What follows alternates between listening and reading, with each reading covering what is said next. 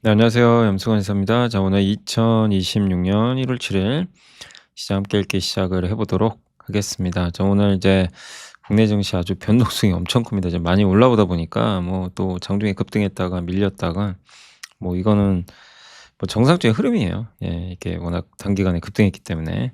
근데 오늘은 뭐 현대차 그동안 인내하신 분들은 뭐 기분이 아주 좋으실 것 같습니다. 뭐 오늘 주가가 급등해 버렸죠. 폭등이죠, 폭등.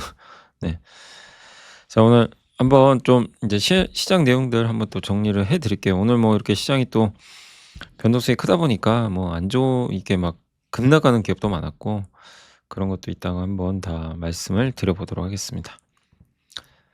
그리고 오늘 맞아요. 저희가 이제 강연의 날짜가 나와서 저희 이제 보면 저희 이제 홈페이지도 있고요. 이렇게 이벤트 페이지 들어가시면 주말 오프라인 세미나가 열리게 됩니다. 그래서 여기입니다. 이번에 인제 저도 하고 저희 리서치 센터 이제 최강희 센터장님 그리고 제약바이오 있죠. 제약바이오도 투자들 많이 하시니까 한번 바이오 작년에 반도체는 한번 했었잖아요. 근데 이제 이번에 좀 바이오를 한번 선정을 해 봤습니다. 예. 그래서 바이오 정말 괜찮게 정말 공부 많이 하시고 잘 보십니다. 신지훈 연구원님이 이렇게 하실 거고 제가 세 번째 제가 가장 마지막에 할 거고 그래서 1월 17일 토요일 오후 1 시에 저희 이제 다시 2026년 또 진행해 봐야죠. 매달 했었죠 작년에. 12월만 빼고. 그래서 금융투자교육원에서 하니까 많이 이렇게 신청해 주시면 또 감사하겠습니다. 네. 2026년 다시 토론 클래스 시작을 하니까 많이 참석해 주시면 감사하겠고요.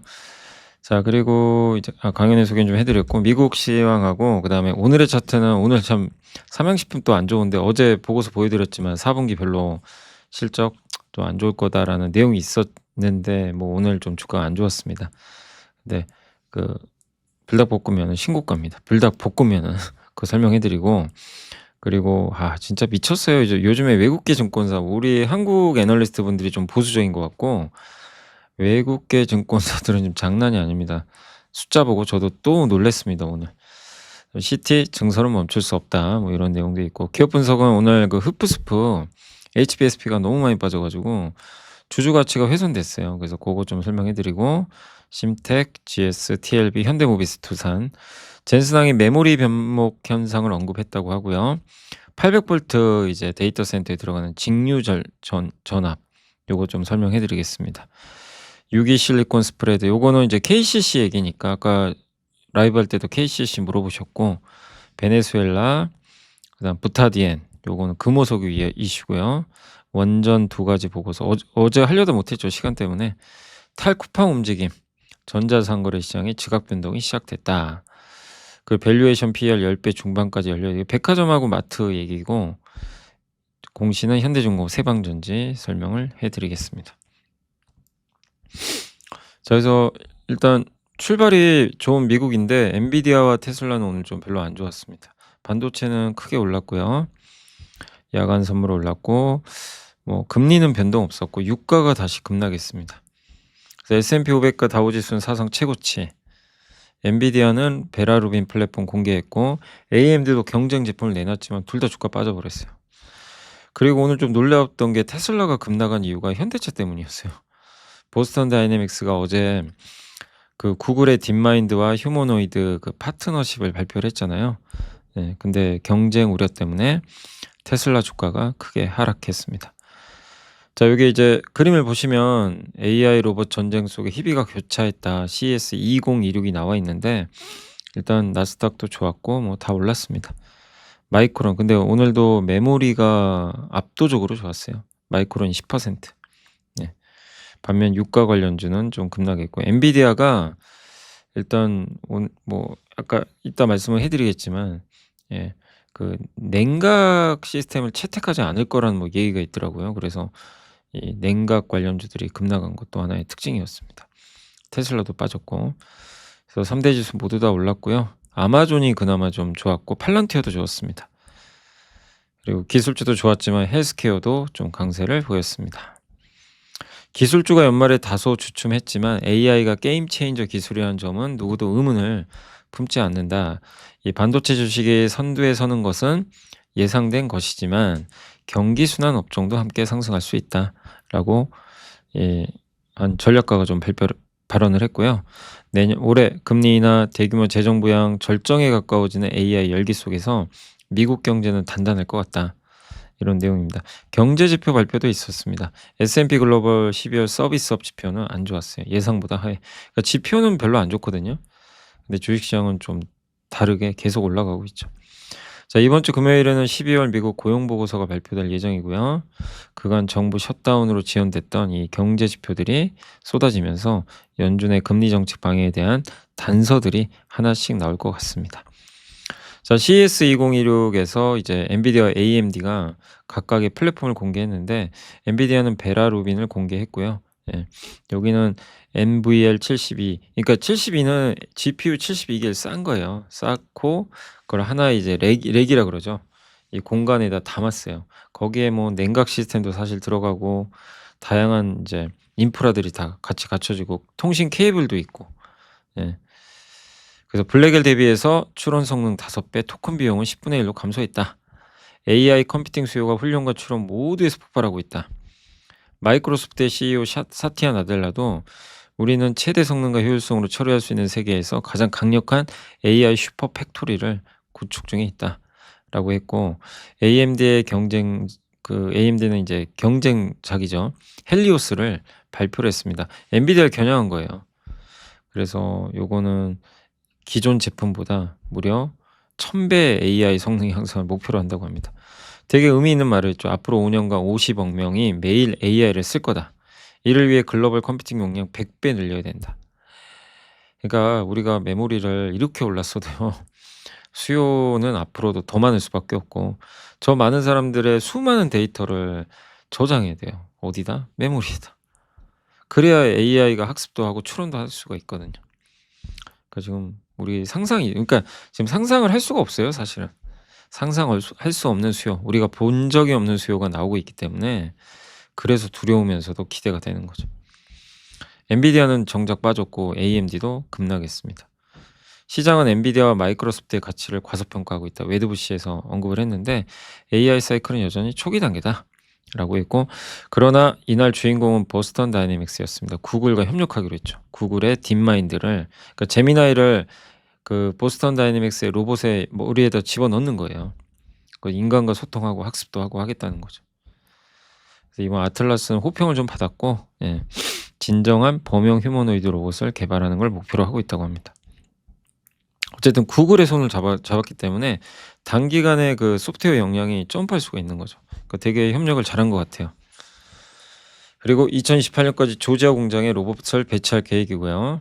예, 테슬라 주가는 이제 이런 좀 우려 때문에 오히려 경쟁 심화 때문에 급락했습니다. 자, 마이크론은 폭등했고 샌디스크 27% 급등했고 테슬라 좀 빠졌고요. 아마존이 3%, 쉐브론은 베네수엘라 기대로 올랐다가 이제 그 국제유가 빠지면서 다시 하루 만에 급락했습니다. 존스 컨트롤스가 HVAC 이제 공냉식 관련주인데, 그러니까 냉각 회사죠. 데이터 센터 냉각해 주는. 근데 젠슨항이 엔비디아의 베라루빈 플랫폼에선 별도 냉각기 없어도 된다. 뭐 이런 발언을 했나 봐요. 굉장히 좀 그 냉각이 필요 없다는 게 좀 이해가 안 가는 거거든요. 아니, 냉각기가 있어야죠. 예. 근데 별도 냉각기 없이 냉각 가능하다. 예. 그런 이제 얘기가 나왔다고 합니다. 그래서 급락해 버린 거예요. 일단 이 가능성이 있는지는 잘 모르겠습니다. 팔란티어는 3% 올랐고요. 엔비디아 플랫폼에 팔란티어가 통합된다. 그래서 통합되어 되고 있다. 뭐 이러면서 아마 둘 간의 이제 협력 뭐 그런 기대감이 좀 있었던 것 같고, 퀄컴은 마이크로소프트의 노트북에 들어가는 PC 칩을 공개했는데 퀄컴은 모바일만 하잖아요, 거의. 그래서 확장할 수 있다라는 기대감으로 주가가 올랐습니다. 그래서 미국 증시는 엔비디아, 테슬라가 좀 아쉬웠지만 전체적으로 분위기는 좋았습니다. 그리고 오늘의 차트는, 오늘은 일단 불닭볶음면, 요게 불닭볶음면의 그 유튜브 검색 트렌드라고 합니다. 요게 잠깐만요, 왜 안 보이죠? 예. 요게 신고가 경신했죠. 근데 주가는 왜 이래요? 주가는 왜 인제 신저가는 아닌데 왜 이렇게 빠져요? 괴리가 발생했죠. 최근 삼양식품 주가는 매우 부진하다. 고점 대비 20% 정도 하락을 한 상황입니다. 어쨌든 마케팅비 증가, 4분기 실적이 기대를 하회할 거라는 그런 우려가 좀 있었고, 미국행 라면 수출도 20% 감소했다. 어제 보고서 한번 보여드렸죠. 네. 그렇지만 이 시차가 있으니까 너무 한 달 단위 흐름에 민감해하지 마시고, 유튜브 검색은 신고가인데 삼양식품 주가는 급락했잖아요. 근데 주가가 유튜브 트렌드를 따라갈지, 유튜브 트렌드가 내려와서 괴리를 좁힐지는 모르겠습니다. 어쨌든 미국에서 인기는 엄청난 것 같고, 라면계의 코카콜라예요. 지금 나온 지가 이렇게 오래됐는데도 검색하는 사람이 저렇게 많다는 거, 예, 대체제가 없는 거예요. 예, 인기가 여전히 많다. 예. 자, 삼양식품이 언제 힘든 날이 끝나고 볕들 날이 올지 모르지만, 일단 4분기 실적 좀 안 좋다고 하니까 그걸 반영해서 좀 빠지지만, 그 실적이 좀 2월에 발표되겠죠. 그게 어느 정도 해소되면 다시 회복되지 않겠냐. 1등 기업은 어디 안 간다고 생각합니다. 이번에 이런 하락은 또 어느 시점이 될지 모르지만 좀 기회가 또 될 가능성도 있겠죠.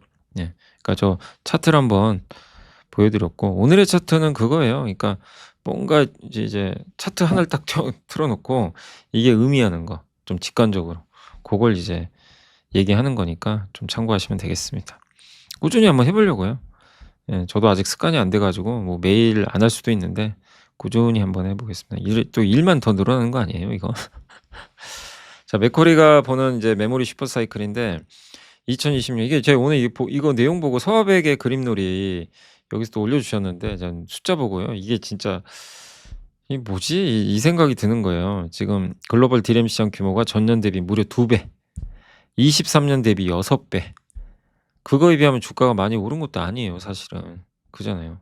예, 저렇게 성장하니까. 그러니까 저렇게 성장하니까 주가 오르는 게 맞아요. 그러니까 지금 주가 오르는 게 이거 말도 안 돼, 이렇게 생각하시면 안 됩니다. 예. 이런 걸 반영해서 올라가는 건 지극히 정상이에요. 근데 너무 한 번에 반영하니까 이제 속도가 너무 빨라서 무서운 거죠. HBM은 내년엔 성장률은 둔화되는데, 그 둔화되는 성장률이 71%예요. 얼마나 성장을 하면, 예, 이거는 성장 둔화가 아니죠, 사실은. 여전히 고성장이고, 놀라지 마세요. 하이닉스가 올해 순이익만 100조입니다. 영업이익 아니에요. 순이익. 내년에 142조, 순이익만. 지금 시가총액 얼마예요? 한 500조 넘죠? 600조 되나요? 500조인가 600조. 예, 그 정도면 지금 142조면 PER이 몇 배입니까, 지금? 4배밖에 안 돼요. 수년금만 80조. 그리고 저기 미국에 상장하는 이슈 있죠. 이것도 될 것 같고, 가능성이 있어 보이고, 지주사 규제를 완화시켜주면 공장을 이제 지을 때 거기에 하이닉스는 딱 절반만 지분 투자하고, 외국계 반도체나 외국계 자산운용사로부터 절반은 돈을 조달받아서 같이 반반씩 투자할 수 있어요. 지금은 공장 하나 만들려면 돈을 하이닉스가 다 대야 돼요. 어디서 받을 수도 없어요. 예, 비용이 너무 큰데 지주사 규제를 검토해 주면 좋은 거죠. 정부가 하려고 해요, 지금. 목표 주가 112만 원. 그래서 제가 그때 한번 저도 그 말씀을 드렸잖아요. 100만 원 간다고 할 때 다들 놀랬지만, 예, 아니 못 갈 이유는 또 뭐냐 이거죠. 예. 그러니까 지금 오히려 외국계에서 더 긍정적으로 보고 있는 것 같고, 삼성전자는 이제 메모리 부족 심화 이러면서 뭐 HBM도 좋아지고 HBM4도 투자 의견 24만 원으로 올렸습니다. 자, 요게 내년 실적이, 여기가 내년, 여기가 내후년. 아니, 여기가 죄송합니다. 올해. 여기가 내년 27년. 자, 영업이익 27년 189조. 피크아웃이 아니에요, 올해가. 이 숫자면 올해 내내 주가 좋다는 얘긴데, 내년 숫자 이거 믿을만 할까요? PER 3.7배, 올해가 5.2배. 10배도 안 되고요. 삼성전자 볼까요? 예. 올해 7.9배, 아직도 싸고, 내년은 5.6배. 믿을지 말지는 모르겠습니다, 저도. 그러니까 진짜 저도 지금 어질어질해요, 저 숫자를 보면서. 자, CT가 얼마 전에 발표한 그 보고서는 이거에 비하면은 약한 거죠. 자, CT 증설은 멈출 수 없다. 글로벌 반도체 3대 기업 TSMC 증설할 거고요. 인텔은 좀 소극적이고, 삼성전자는 마이크론의 증설 기조 따라서 투자를 할 거다. 장비주를 봐야 된다는 얘기죠. 그래서 이슈 한번 설명해 드렸습니다. 그리고 오늘 뭐 이슈 중에 제가 따로 적진 않았는데 엔터주가 오늘 좀 오히려 아까 장중에 급락하다 반등했잖아요. 이재명 대통령이 한한령 해제 가능성을 언급을 해 버렸어요. 예. 아마 점진적으로 하게 될 것 같다. 예. 그러니까 해제하는 쪽으로 좀 보는 것 같더라고요. 다행이죠. 어쨌든 기대를 한번 또 해 보도록 하겠습니다. 자, 오늘 이제 보고서로 넘어갈게요. 연초라서 보고서가요 너무 많아요. 막 쏟아집니다 지금. 그래서 다 할 수가 없어요 제가. 예, 나눠서 할 수밖에 없고. 자, HPSP 오늘 문제, 오늘의 좀 참 주주분들 속상하게 만든 기업이죠. 최대 주주가 3,280만 주 갖고 있는데 그중에 836만 주 10% 정도를 매각을 하려고 수요 기관들한테 이제 넘긴다는 얘기예요. 이거를 왜 여기서 파냐 이거죠. 시장에 팔면 어떡해요. 예, 최대 주주 지분을. 예? 여기다 파는 게 아니라 뭐 아니면 M&A라든가 그죠? 예, 원래 M&A 하려고 했던 것 같은데. 아무튼 이번 이거 10% 팔거든요. 그럼 나머지 20% 또 남았어요. 29%. 그럼 이것도 판단 얘기인가요? 그러니까 시장이 이제 놀란 거예요. 아니 10% 팔았고 앞으로 또 팔면.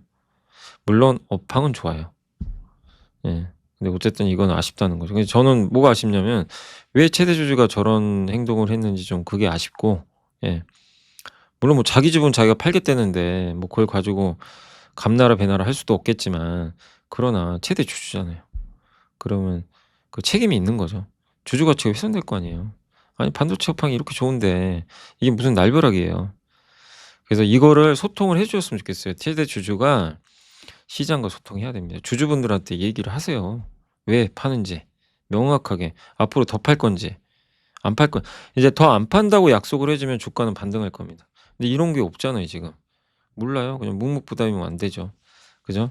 여기에 대한 소통을 해 주셨으면 좋겠습니다. 그걸 간곡히 좀 부탁드립니다. 자, 그래서 일단 주주분들은 좀 힘드시겠지만 조금 더 지켜보셔야 될 것 같고, 심택은 이제 메모리 반도체 사이클 상승에 따른 구조적 수혜는 지속된다, 이런 내용인데, 좋아요. 수주도 잘 돼요.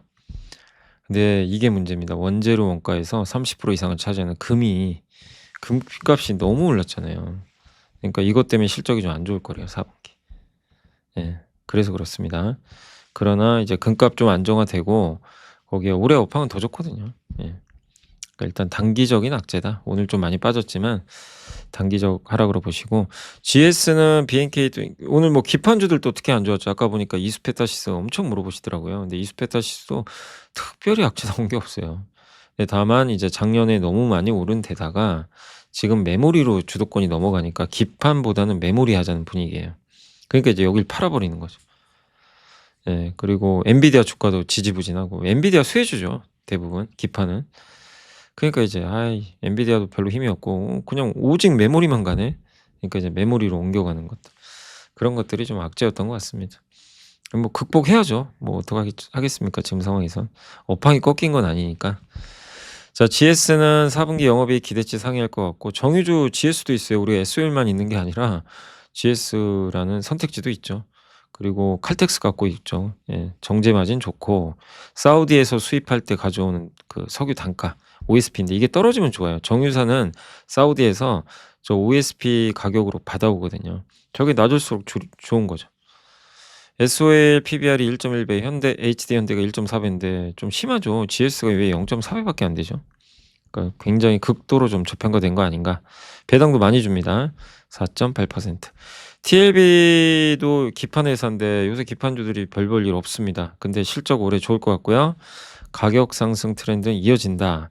서버용 8000 Mbps 이게 최고 성능으로 알고 있는데 이 DDR5 제품이 상반기 내에 양산될 것 같다. 예. 그래서 국내 고객사 첫 번째 공급사로 개발에 참여한 걸로 좀 알려져 있다고 합니다. 그러면 이제 판가가 좀 오르겠죠. 예.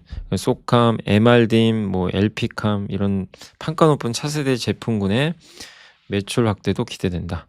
소캄은 이제 한번 예전에 함께 배우기에서 설명해드렸는데 저도 이제 그때 설명드리고 또 이게 그 좀 까먹었어요.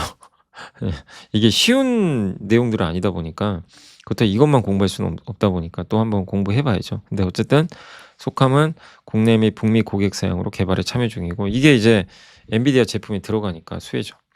MRDIM은 서버에 탑재되는 맞춤형 D램 모듈입니다. 예. 여기도 괜찮고 급등한 원자재 가격에 따른 비용 상승 우려가 주요 원인이다. 그래서 작년 11월 이후 PCB 업체들 주가 전 아까 심텍과 비슷하죠. 예. 그렇지만 타 기판 업체 대비 서버용 메모리 매출 비중이 높아서 여기가 업황이 제일 좋잖아요. 서버용 메모리. 그래서 괜찮다고 보시면 되겠고 이제 이 금은 가격 급등이 좀 부담이고요. 그래서 4분기 실적은 2월에 나올 텐데 그때가 좀 지나면서 좀 나아지지 않겠냐. 도망갈 상은 아니라고 봅니다. 자, 현대모비스는 KB증권에 어제도 한번 보여드렸죠. 강성진 연구원님이 인사이트가 대단하십니다. 제가 그래서 어제 현대모비스 보고서 보고 깜짝 놀랐고 오늘 또 나왔는데 보스턴 다이내믹스와 구글의 딥마인드가 협력을 할 거는 예상하지 못했던 부분이래요. 이게 좀 이슈가 있었나 봐요. 그래서 다들 깜짝 놀랐다고 합니다. 예, 이것 때문에 사실 테슬라도 좀 충격받은 것 같아요. 이 둘의 협력은 행동하는 신체를 만드는 최고의 역량. 그러니까 하드웨어는 현대차, 로봇의 두뇌는 구글이 해준다는 거죠. 결합하는 거예요. 혼자 못하니까. 구글은 제조업이 없잖아요. 현대차는 제조업 최강. 예. 아주 좋은 게 될 것 같아요. 마치 그 똑같지 않나요? 그 삼성전자가 갤럭시 폰 만들 때 안드로이드 구글 거 썼잖아요. 그죠? 그러니까 현대차랑 그리고 세계 1등 해버렸거든요. 애플 제끼고. 물론 애플이 돈은 훨씬 많이 벌었지만 점유율은 삼성이 1등이에요. 예. 그게 이제 약간 이제 또 데자뷰처럼 느껴져요. 로봇 시대, 현대차. 아니 어쨌든 테슬라 다음에 2등만 해도 그게 어디예요?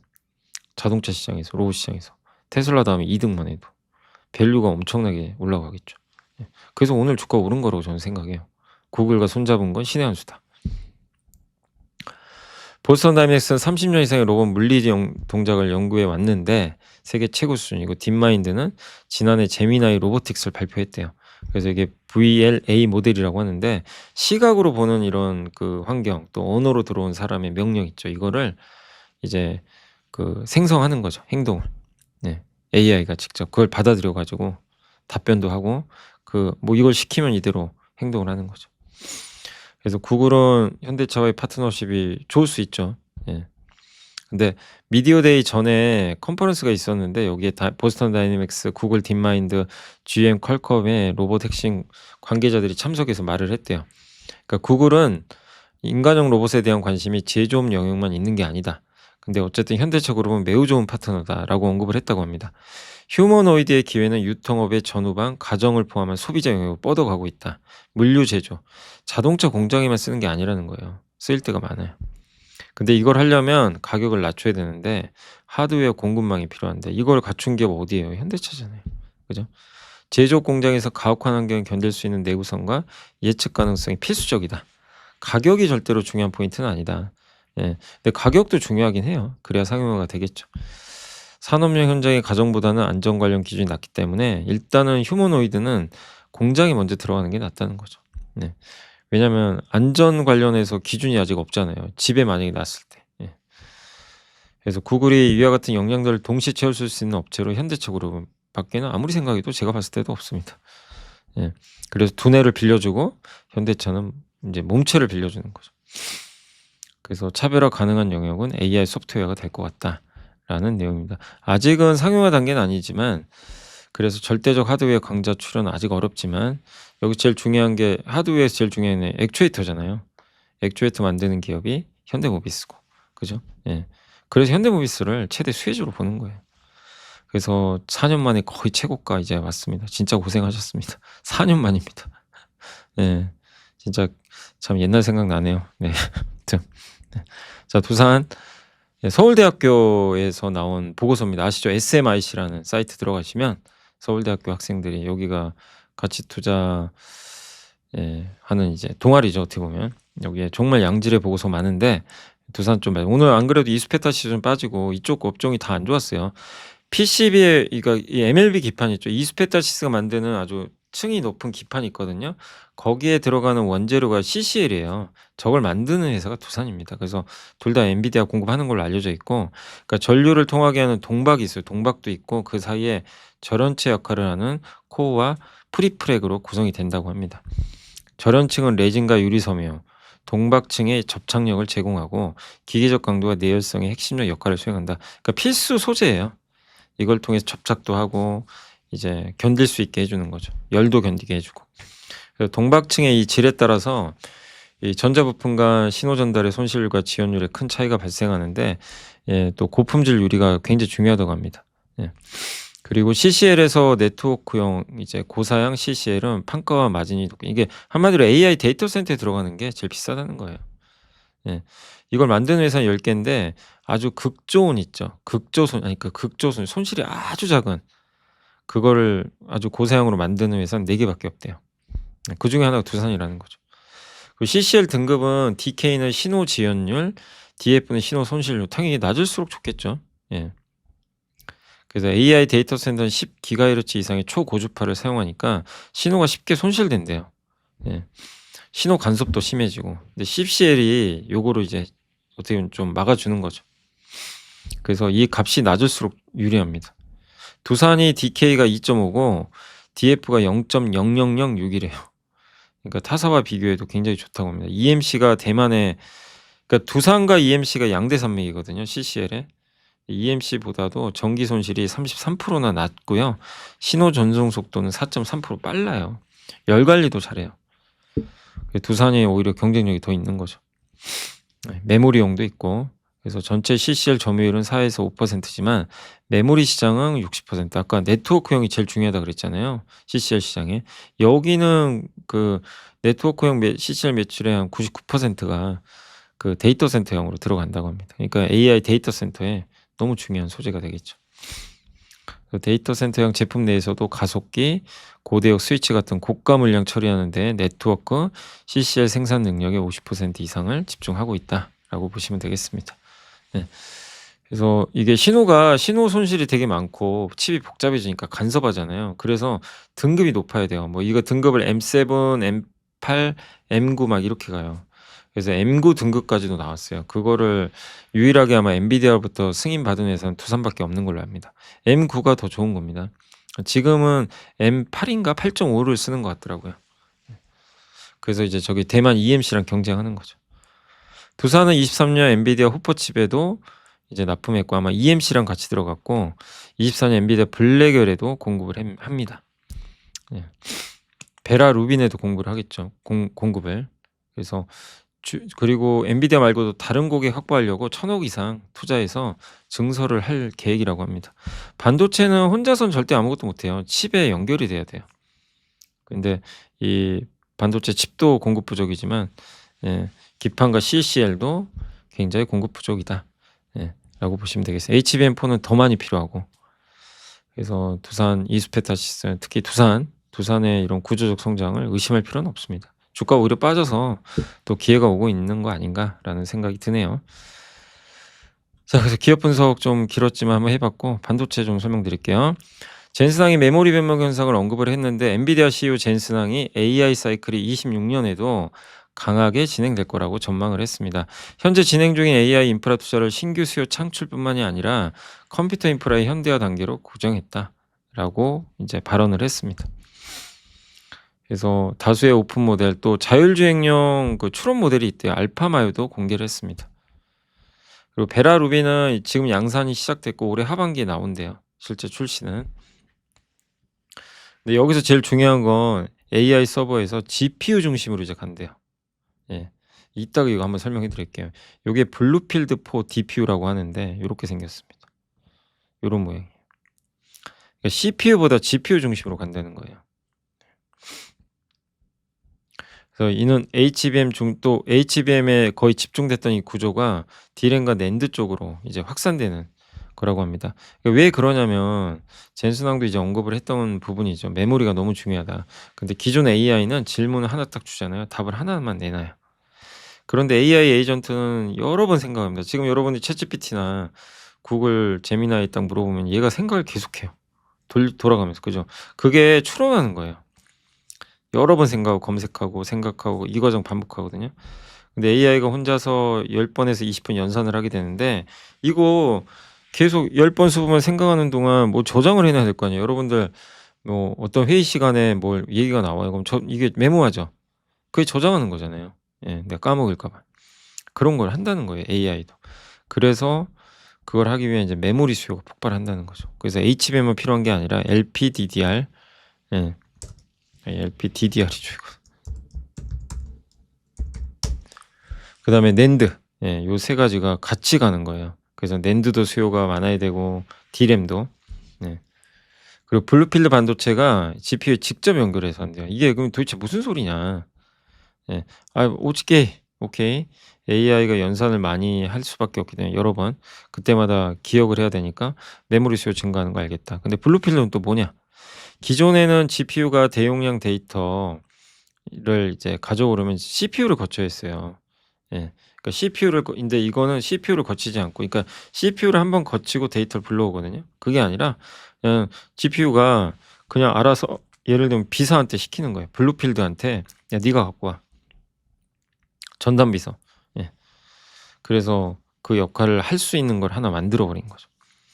근데 그럼 데이터를 많이 저장을 할 거 아니에요. 근데 이 데이터를 HBM에 저장하면 너무 비싸니까 D램과 낸드에 나눠서 저장하는 거죠. 네. 그리고 빨리 불러오는 거죠. 이 역할을 담당하는 게 블루필드다. 그러니까 CPU 거쳐서 가던 메모리를요, CPU는 또 비싸죠. 예. 어쨌든 이 블루필드를 이용해서 중간에 컨트롤 해준다. 당분간 AI 서버당 메모리 컨텐츠 증가 속도가 GPU 컴퓨팅 증가 속도를 상회할 가능성이 높다라고 보고 있고요. 예. 그래서 메모리 수요는 폭발한다, 이런 내용입니다. 예. 우리 생각보다 훨씬 많다. 베라루빈 양산은 현재 양산 단계고 하반기 출시한다고 합니다. 그리고 반도체 장비 아직 안 늦었대요. DS의 이수림 연구원님이 유진테크, 삼성전자 원C D램 투자에 대한 노출도가 가장 크다. 전환 투자라고 그러죠. 1A, 1B, 1C. 1A가 아마 14나노인가? 1B, 1C로 갈수록 점점 좁아져요, 반도체가. 1C는 굉장히 얇죠. 여기에 대한 이제 장비 투자할 때 수혜주가 유진테크죠.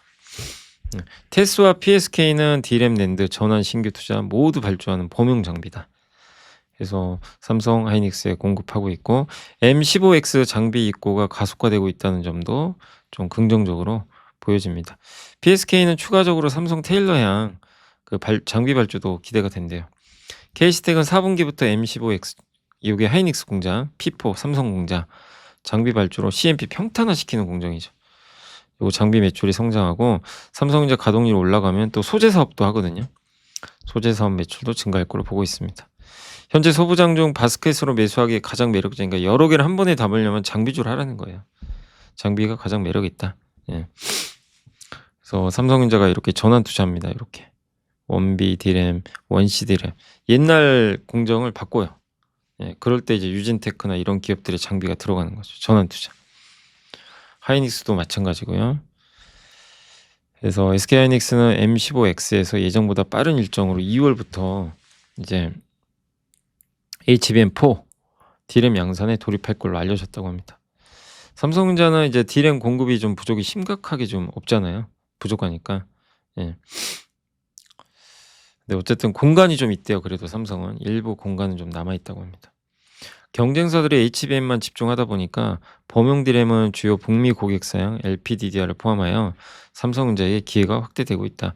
그러니까 HBM만 집중하다 보니까 범용 D램 물량이 적은데 이걸 그래도 좀 물량을 좀 많이 늘릴 수 있는 기업은 삼성전자니까 낙수 효과를 받겠죠. 메모리 반도체 26년 업황은 의심하지 말자. 여전히 괜찮다라는 내용으로 말씀을 드려보겠습니다. 자, 이게 800V 이제 데이터 센터인데 이제 루빈 이후부터는 800V를 쓰게 될 가능성이 높아요. 이제 젠슨항도 언급을 했고, 그래서 내년부터 이제 AI 팩토리의 전력 인프라 구조가 변할 것으로 일단 전망하고, 기존의 데이터 센터는 AI를 할 수가 없어요. 예. 그 용량을 감당할 수가 없어요. 그래서 모든 이제 데이터 센터를 새로 짓는 거죠. 재설계하든지. 근데 여기에 이제 기존에 보면 여기가 호퍼 40kW, 여기가 120에서 150. 루빈이 200에서 1000kW 된다고 합니다. 근데 이걸 감당하려면 800V, 예. 직류 전원이 필요한 거죠. 직류 전압이. 그래서 800V는 데이터 센터 안에 들어가서 전력을 더 멀리, 더 손실 없이 하기 위해서 전압을 딱 올린 거죠. 직류로 해야 됩니다. 그래서 같은 전력 보낼 때도 전류가 줄어들게 저항도 줄어듭니다. 그래서 케이블이 얇아지고요. 구리도 사용량이 줄어듭니다. 구리 사용량은 45%, 예, 전력은 85%더 사용이 가능합니다. 근데 단계적으로 할 것 같고, 그래서 이 전력 변압기가 아마 해법으로 떠오르고 있다, 뭐 이런 좀 내용도 있는 것 같습니다. 기존 변압기와 다르게 반도체 기반으로 작동한다고 하네요. 요걸 하는 회사가 우리 한국에는 LS 일렉트릭이 있다고 합니다. 엔비디아 최신 집 블랙엘 GB3복 NVL72 시스템을 렉당 72개 GPU를 병렬로 연결해서 약 140kW의 전력을 소비하는데, 이전 세대보다 그 이제 밀도가, 전력 밀도가 2.7배나 늘어났다고 합니다. 근데 어쨌든 이제 NV링크를 통해서 이 다수의 GPU를 하나로 엮거든요, 이 케이블을 이용해서. 근데 동시에 얘네가 연산을 해서 막 서로 주고받아요. 그러면 엄청난 전력 수요가 생기는 거죠, 순식간에. 예. 그래서 또 GPU가 밀집하면 밀집할수록 컴퓨팅 성능이 또 좋아지니까, 그래서 여기 뭐냐면 GPU 성능이 기여하지 않는 전력 관련 부품은 뒤로 뺀대요, 또. 예. 이 렉 밖으로 빼려고 한다고 합니다. 그러니까 필요한 것들만 압축해서 모아놓고, 필요 좀 연관성이 떨어지는 거는 뒤로 빼고. 네. 기존에는 54V였대요. 이런 저전압 배점 환경에서는 전류를 높여야 됐죠. 예. 전류가 커지면 케이블과 그걸 이제 전기를 보내는 버스바가 두꺼워지거든요. 그래서 어렵죠, 대응하기. 버스바는 대용량 전력을 분배하는 거예요, 분배. 이 전력을 어디로 분배할지 해주는 건데, 데이터 센터 어떻게 보면 이제 전기의 고속도로 같은 역할을 합니다.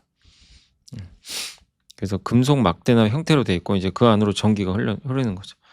800V 이제 직류 고전압으로 전송을 하면 전류가 크게 줄어서 전력 손실 없이 먼 거리까지 송전할 수 있기 때문에 안정적으로 전력을 공급할 수 있다고 합니다. 그리고 이 전력의 품질도 이게 컨트롤 해줘야죠. 전력이 이렇게 들어가서 막 날뛰거든요. 근데 요거를 중간에서 잘 잡아줘야죠. 네, 그래서 초 단위로는 커패시터를 쓰고요, 분 단위에서는 ESS가 쓸 거라고 합니다. 커패시터 생산 기업은 LS 머티리얼즈, 비나테, 이런 기업들이 주목을 받을 것 같다, 이런 내용입니다. 어쨌든 전력 효율 향상, 서버 공간 확보, 구리 사용량 감소, 확장, 실내 유지 보수, 이걸 통해서 총 소요 비용을 30% 절감이 가능하다고 하니까 참고하시고, 요게 기존에 그 이제 변압기죠. 기존의 변압기 UPS 시스템에서 이제 직류 교류 요걸로 바꿔주고, 이렇게 보낸 다음에 여기서 분배해 가지고, 예, 각 가정이나 필요한 곳에 보내주는 거죠. 되게 비효율적으로 보이죠. 근데 요게 이제 전통적인 방식이고요. 효율이 85에서 90%. 근데 800V는 이렇게 돼 있어요. 그냥 요게 버스바거든요. 깔끔하죠, 그냥. 고전압으로 아주 직선으로 보내줍니다. 예. 그 소방 호수 같은 거예요. 물 뿌릴 때 소방 호수로 뿌리는 거고, 여기 저 위에 있는 거는 그냥 일반적인 호스로 뿌리는 거죠.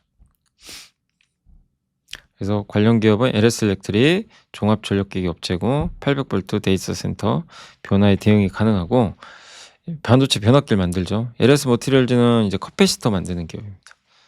비나텍도 슈퍼 커패시터 만드는 기업입니다. 그리고 버티브가 더 수혜주로 좀 분류가 되는 게, 데이터 센터의 전력 열관리 사업을 영위하고 있으니까 엔비디아의 파트너 회사로 주목을 받을 것 같고, 근데 오늘 아까 말씀드린 대로 이 냉각 시스템 만드는 회사들 주가 다급락있잖아요, 버티브도. 그러니까 젠슨항의 발언의 진위 여부는 좀 확인해 봐야 될 것 같습니다. 델타 일렉트로닉은 이제 그 삼성, 어떻게 보면 그 뭐죠? 예. 델타 일렉트로닉스는 데이터 센터 이제 렉에 사용되는 전력 부품을 만든다고 합니다. 엔비디아 파트너 업체고요. 이것도 역시 반도체 변압기. 그러니까 LS 일렉트릭이 어떻게 보면 이제 경쟁사가 아닌가라고 생각을 할 수 있을 것 같습니다. 그래서 반도체 얘기 한번 해드렸고, 커패시터까지. 화학하고 원전조 말씀드린 이 실리콘 가격 보이세요? 이렇게 팍 튀는 거. 중국 실리콘 가격 엄청 올랐죠. 중국 유기 실리콘 사업이 작년 4분기부터 공급 과잉 해소를 위해서 공동 감산 국면에 진입했다고 합니다. 주요 유기 실리콘 업체들이 30% 수준의 공동 감사 계약에 합의해서, 감산하면 일단 호재거든요, 주가는. 그래서 이 같은 공급 조정이 과시된 이후 현재 유기 실리콘 가격은 10월초 대비 또 22% 이상 올라갔다고 합니다. 과거 업황을 훼손해왔던 저가 경쟁의 기반이 제한됐고, 산업의 의사결정 측이 물량 중심이 아니라 이제 수익성으로 넘어가다 보니까, 이 실리콘 업황도 단단해지는 것 같아요. 공급 측이 가동률을 관리하기 시작하면 시장은 이제 판가 할인 압력에서도 벗어날 수 있다. 예. 그러니까 이걸 실리콘을 공급하는 회사들이 이걸 관리해 주는 거죠. 가동률을. 네. 2026년은 이제 본격적으로 유기 실리콘 업황이 회복될 가능성이 높다. 이런 기조 변화는 그 KCC에 유리한 가격, 점유율 동시에 개선에, 그러니까 점유율과 가격을 동시에 개선하는 효과를 나타낼 것 같다. 이런 내용이고요. 예. 중국의 산업 구조 조정 가이드라인 추가 증설에 대한 제약 가능성, 그리고 세계 공급 측 제약 요인, 이런 게 복합적으로 작용해서 결국 공급은 제한적이거든요. 수요는 늘고. 그래서 올해가 더 낫지 않겠냐. 이쪽 실리콘 쪽은 그런 좀 내용이니까 참고하시고요. 미국의 베네수엘라 석유 시장 재편이지. 예.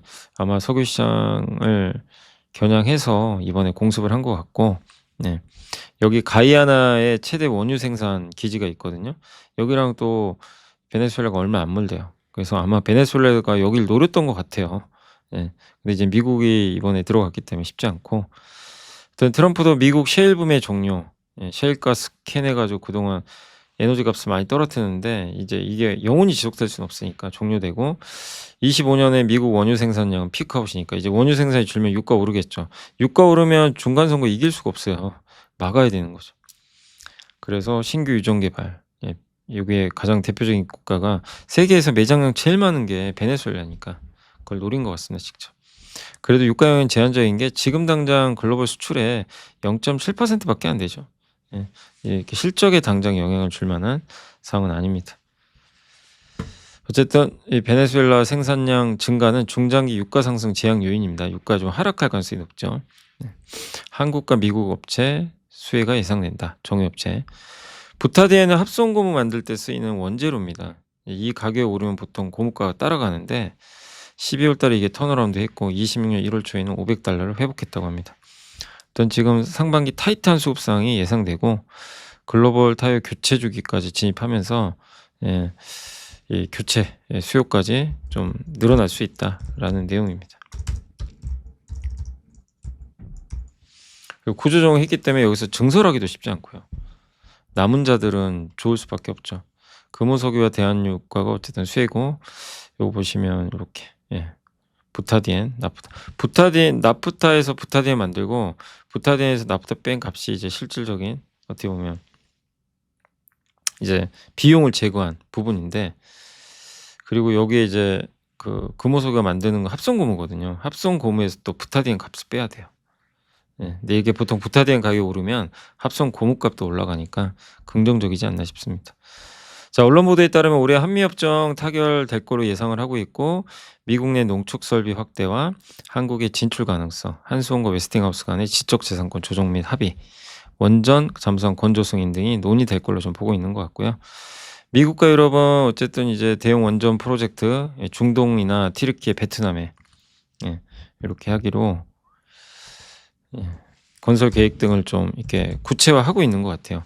빅테크와 유틸리티 등 컨소시엄, 일본 정부도 지금 원전 시장 미국 쪽으로 가기 위해서 투자 확대도 좀 고민을 하고 있는 것 같아요.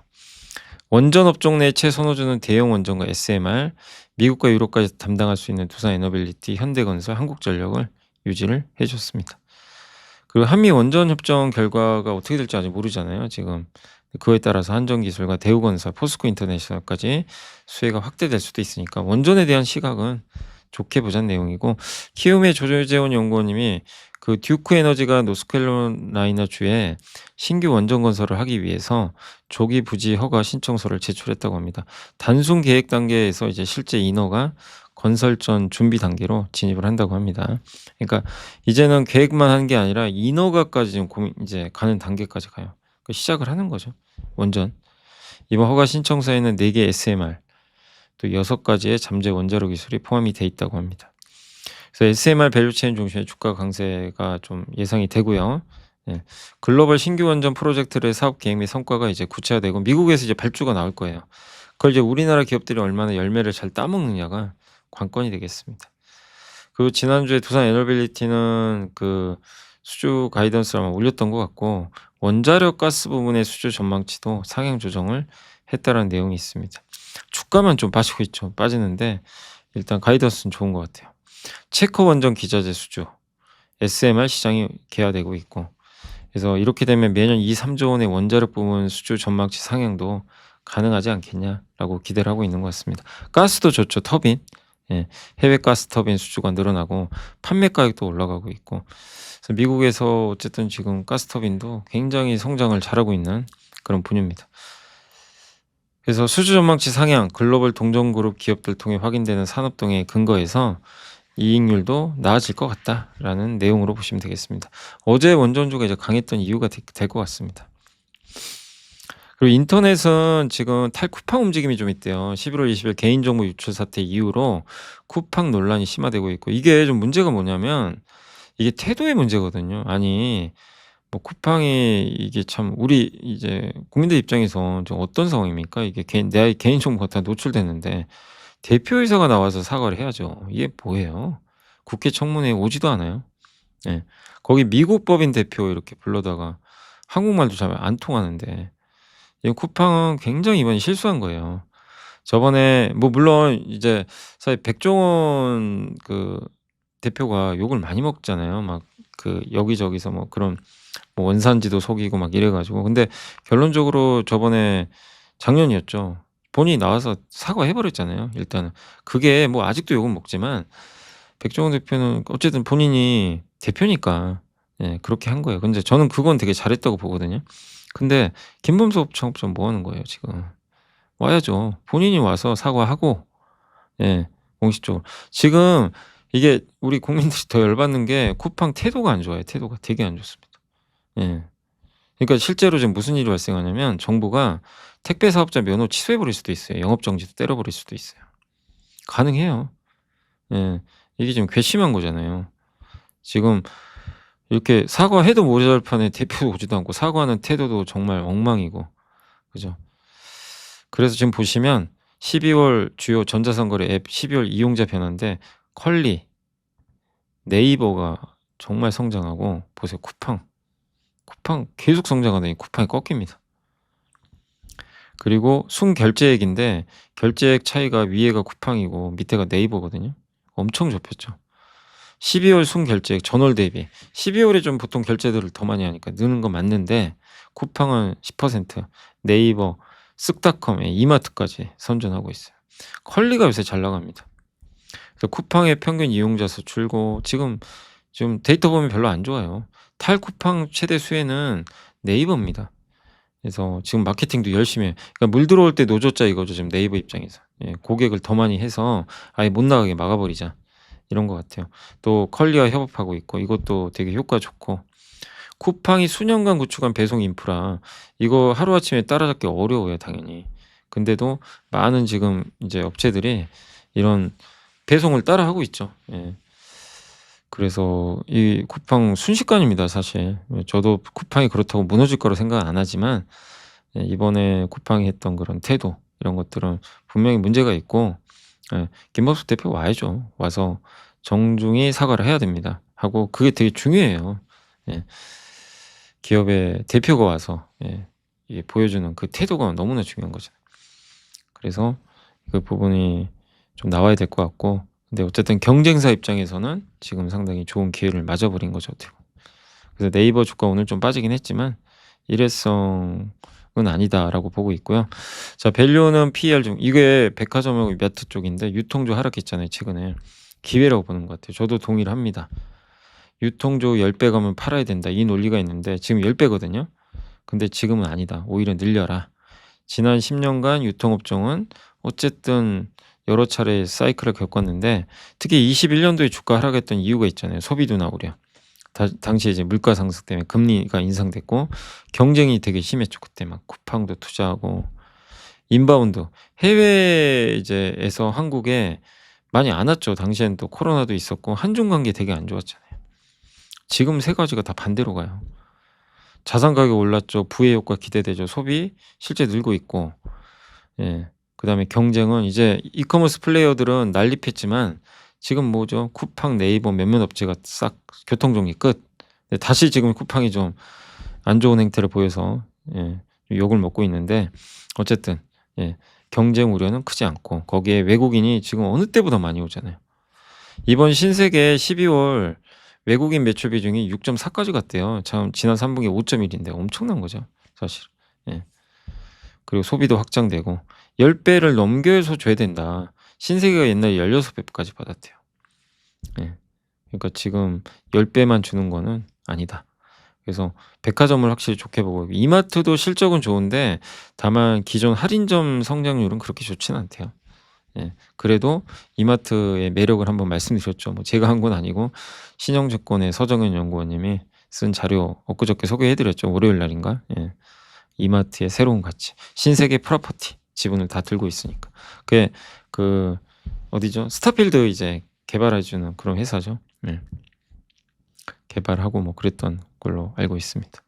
그래서 유통까지 했고 아무튼 백화점 뭐 저는 개인적으로 이마트도 괜찮아 보이고 이마트, 신세계, 현대백화점까지 요 세 개는 다 같이 긍정적으로 봐도 되지 않냐라는 내용으로 말씀을 정리를 한번 해 보겠습니다. 자, 공시는 어제도 그렇게 많지는 않았고요. 현대중공업이 있습니다. 현대중공업이 LNG 운반사 또 수주했어요. 냈죠. 좋습니다. 그래서 한국조선사도 LNG 운반사 수주는 매우 부진했고 작년 32척밖에 못 했어요.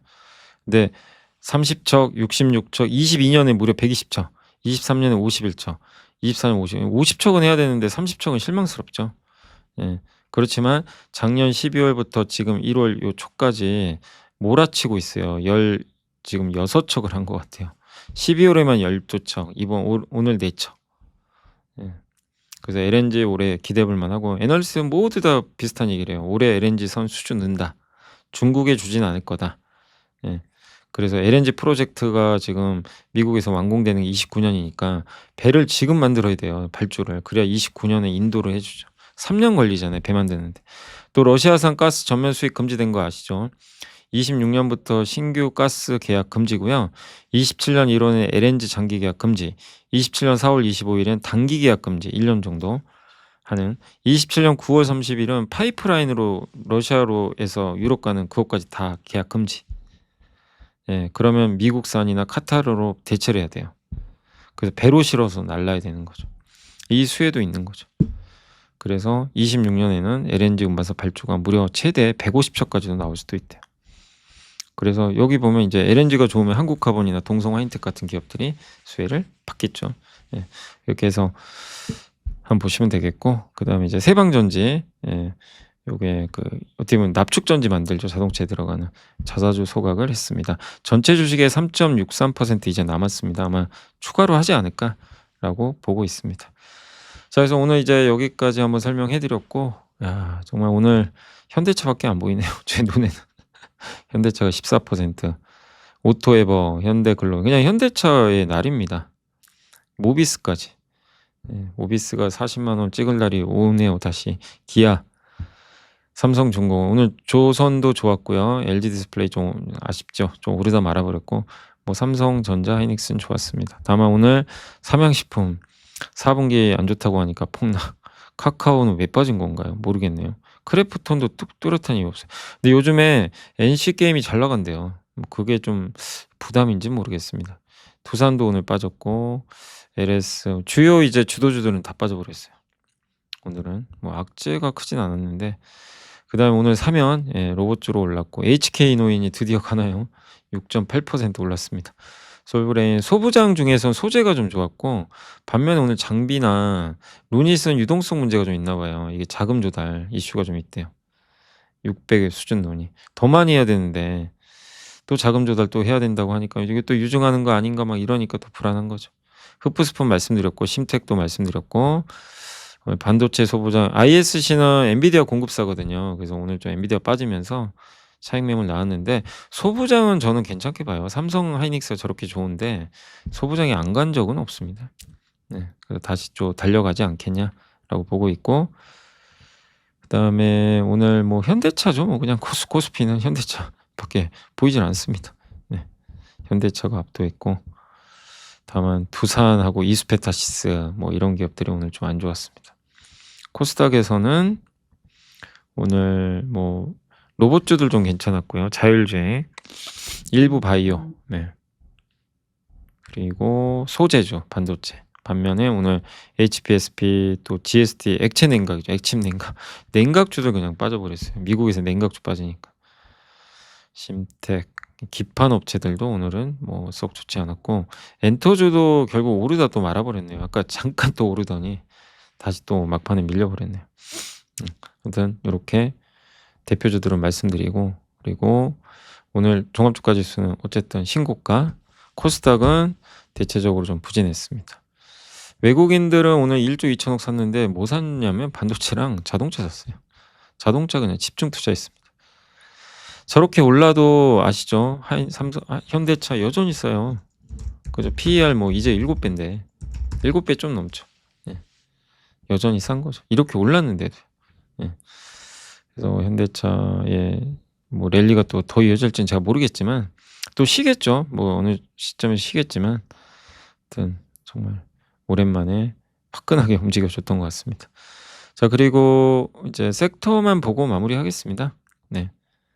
오늘은 요소수 관련주, 히토류, 자동차, 탄소 나노튜브 여기는 이제 혼자 갔고, 리비안 관련주, 조선주 일부 좋았고요. 백화점주도 오늘 신세계 9%. 신세계는 자산주예요. 아시죠? 서울 고속버스 터미널. 네. 그리고 면세점이 뭐 여기 같이 있으니까 급등해 버렸고, 반도체 대표주 좋았고요. 자동차 부품 오늘 다 좋았습니다. SL도 좋았고, 만두가 좀 빠졌다가 오늘 좀 약간 아까 좀 올라간 것 같더라고요. 그리고 로봇주, 시멘트주도 오늘 좀 괜찮네요. 시멘트는 유니오라는 회사 혼자 갔네요. 그랬고, 근데 사실 오늘은요 장이 썩 좋지는 않았어요. 거의 다 빠졌어요. 예, 대부분의 기업들이 많이 빠졌습니다. 인터넷 대표주 오늘 빠지고, 정유, 예, 그래서 오늘은 사실은 일부 자동차, 반도체 빼고는 좀 안 좋았다라고 말씀드리면서 마무리하겠습니다. 자, 오늘 어쨌든 고생들 하셨고요. 저는 또 내일 이 시간에 찾아뵙겠습니다. 또 뭐 많이 흔들리는 종목도 있지만 너무 염려하지 마시고, 업황이나 이런 기업의 가치에 문제 없으면 들고 가는 겁니다. 예, 그래서 우직하게 들고 가시면 좋겠습니다. 내일 뵙겠습니다. 감사합니다.